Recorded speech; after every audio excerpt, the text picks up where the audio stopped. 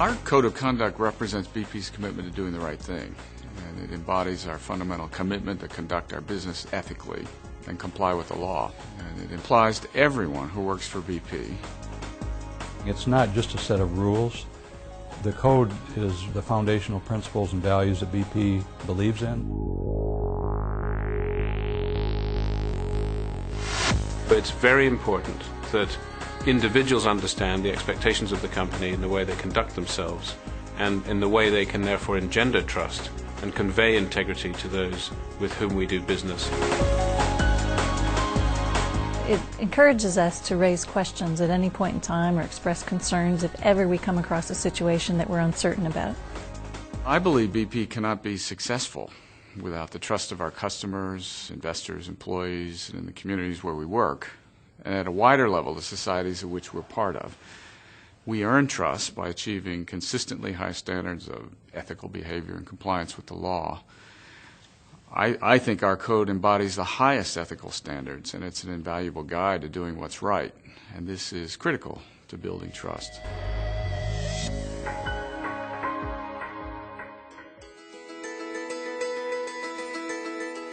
BP is one of the world's leading companies. We have around 100,000 people in more than 100 countries. Our work brings us into contact with millions of people, and our success depends on being trusted by them. In fact, trust is one of BP's most valuable assets. The only way to earn this trust is by acting with consistently high standards in everything we do, everywhere in the world. The Code of Conduct sets out the way in which we must all meet these standards. It's crucial to our success that all of us understand the code. Using it in our day-to-day working lives will help us all get it right, every time.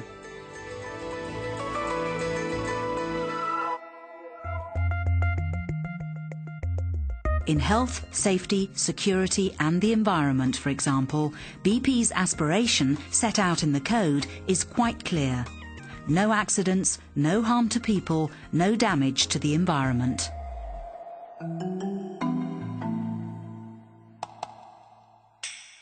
His colleague has gone sick, and he's been asked to do an extra shift to meet the deadline.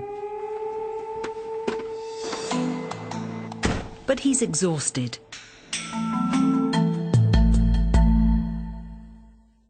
In HSSE or any other area, if somebody is not sure that what they're being asked to do is the right thing, they can stop and they should stop and elevate the issue for discussion. Well, we all share a responsibility to speak up whenever we have a question about our code. You should seek advice as soon as you can to prevent an issue from turning into a crisis. You have the choice of talking through the issue with your line manager, getting advice from another function such as legal, ethics, compliance, or HR. And you can also contact OpenTalk, which offers it's a confidential way to share your answers. The company's reputation is based upon the integrity of the company as well as the integrity of the people that work in it. So there's nothing worth sacrificing that for.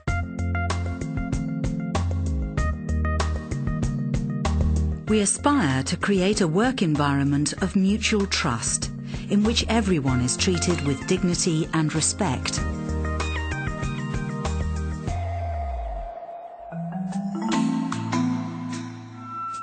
She's returned to work after maternity leave, and despite a history of excellent performance appraisals, she's been given a job with fewer responsibilities.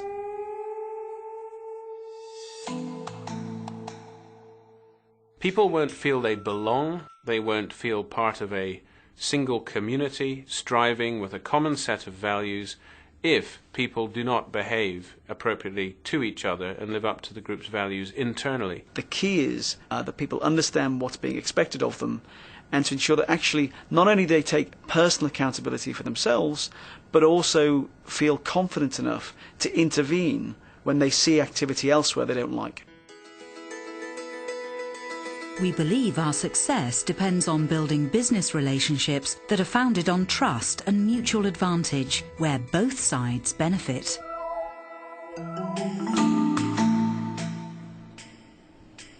She needs to contract out a service. Her brother-in-law has asked to handle the account. it actually is a very useful way to be able to calibrate your response to ensure that, okay, if I've done this on safety, and I've done this on gifts for employees, and I've done this on entertainment, and I've done this in terms of how we interact with suppliers, then it gives a commonality of approach, which actually gives a great deal of comfort in terms of how one responds to individual requests.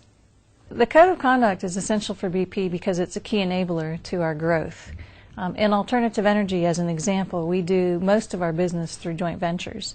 And our joint venture partners are looking for companies that they can trust. They're looking for companies with the ethical standards that will allow them to be around for a prolonged period of time.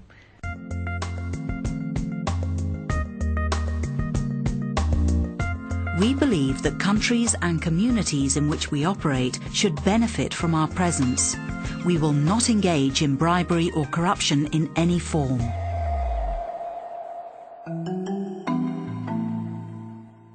He's hired a consultant to obtain permits from a foreign government.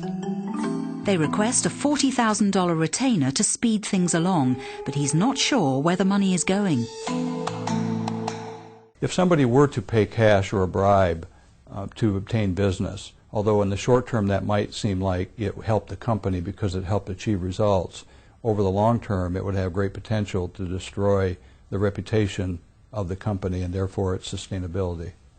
It's not just a document or book that sits sort of gathering dust on some shelf somewhere. It is actually a practical, active guide of being able to advise people on, in this situation, you should do this. In my career with BP, I've been involved in several investigations. And what I've found is that these things always come to light. And we've seen OpenTalk, as an example, used quite prolifically around the organization, where people want to raise issues, but they don't want to do it through their line or through HR or legal.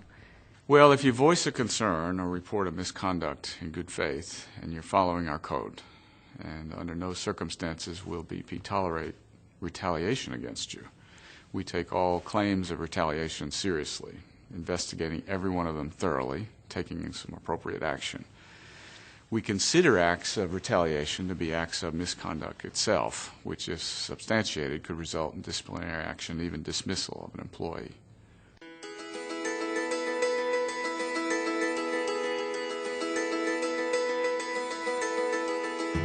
We have the responsibility as well as a legal duty to protect BP's physical, intellectual and financial assets. This includes keeping records that are accurate and complete.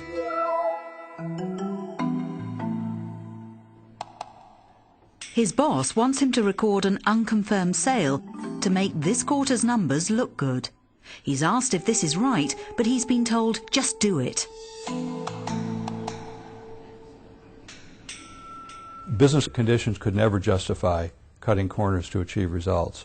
First of all, it violates the law in almost every country we do business in, but it also fundamentally violates BP's principles and values. So what was the right way to resolve each of our earlier dilemmas? Safety must always come first. He should seek advice from his line manager. Stop any work that becomes unsafe. Her boss's behaviour is not acceptable. She should seek support from her HR advisor or use OpenTalk. Make sure your own decisions regarding recruitment, selection, development and advancement of employees are based on merit, qualifications, demonstrated skills and achievements. Her brother-in-law is a close relative. She should check with her line manager first. In general, a relative should not have any business dealings with you, with anyone working in your business unit, or with anyone who reports to you.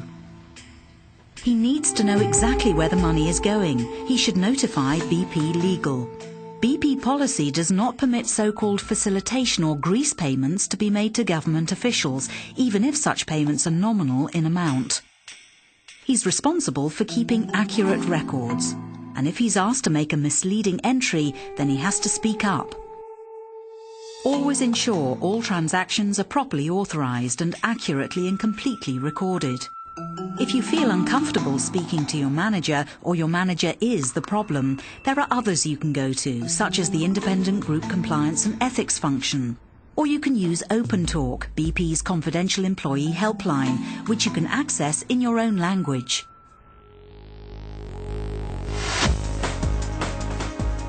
The code of conduct is the expression at the individual level of the beliefs and values of the company. There can't be many things more important than that. It has been really interesting to watch the code of conduct become embedded in the organization and go from something which was introduced as a book and a set of process and some standards that we wanted people to adhere to being something which is just part of the way in which we do business. Well, I never want anyone in BP to do anything which conflicts with our code. It is critical to speak up whenever you or someone you know is ever asked to violate a requirement of the code. And by speaking up, you're doing your part to ensure that BP always does the right thing.